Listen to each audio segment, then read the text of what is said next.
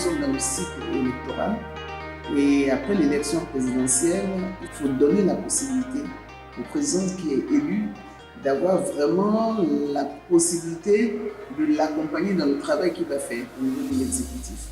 Donc il faut faire en sorte que au niveau de l'Assemblée nationale, notre parti soit aussi bien représenté pour l'accompagner dans le travail qu'il va faire.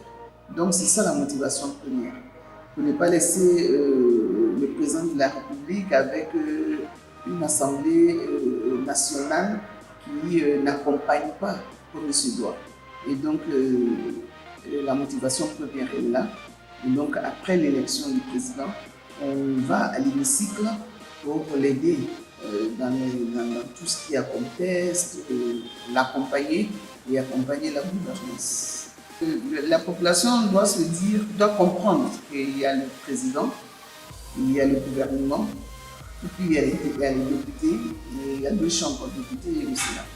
Le moment on est en train de parler des députés, on veut amener vraiment la population à être proche de cette institution, comprendre ce que le député fait et revenir sur le terrain pour vulgariser tout ce qu'on prend comme test de loi, en tenant compte bien entendu des populations que nous représentons.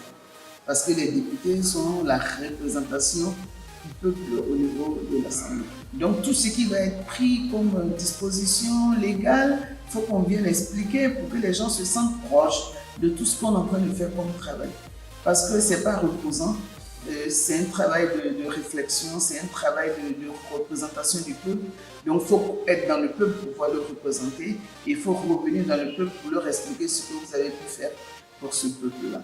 À l'initiative du sous-préfet et du chef de canton de Bobo, c'est un peuple qu'on appelle le peuple Ali, et ils ont décidé de recevoir toutes les listes, tous les candidats qui vont se présenter dans cette circonscription 061 pour qu'il y ait un rapprochement, pour comprendre et leur expliquer que d'abord donner des conseils et puis présenter les candidats. Nous avons une circonscription qui a enregistré 6 listes. Et vous savez qu'on vient avec le suppléant et comme chaque fois il faut beaucoup parce que c'est une circonscription à 2 listes, donc il y a un député pour Boaké-Sous-Préfecture, il y a un député pour Bobo. Donc au total nous étions 24 personnes. Donc 24 personnes dans la maison des chefs de Bobo, où il y avait le sous-préfet de Bobo, il y avait également le chef de canton, et au niveau du peuple Ali, il y a 5 tribus. Donc il y avait les 5 chefs de tribu, et puis il y avait les 70 chefs de village. Donc devant tout cela, chacun s'est présenté, chacun a donné sa motivation, comme vous êtes en train de nous donner de faire, chacun a donné sa motivation, et chacun a dit d'où chacun venait. Voilà, son village, sa tribu. Et donc, c'était un exercice qui était très bien. On s'est présenté. Donc, nous sommes des enfants de là-bas. Chacun connaît son chef, sa famille. On s'est tous présentés. Ceux qui sont à cheval en 2 ou 3 villages ou un village, tout le monde s'est présenté. Et tout le monde a dit ce pourquoi on voulait être député. Et puis, bon, ma foi, je pense que chacun a donné son background. Et j'ai eu la chance aussi de me présenter comme tous les autres. Et sur les 24 candidats, je suis la seule femme. Donc je me suis présentée et bon, on me connaît puisque je suis de là-bas. Je suis plus de là-bas que de Boaké-Sous-Préfecture. Et donc, mais je suis en Boaké-Sous-Préfecture où j'ai fait un travail excellent pour mon parti et où on a eu de très beaux résultats à la présidentielle. Je n'ai pas manqué de le dire pour dire que le travail, on peut le faire partout pour la Côte d'Ivoire.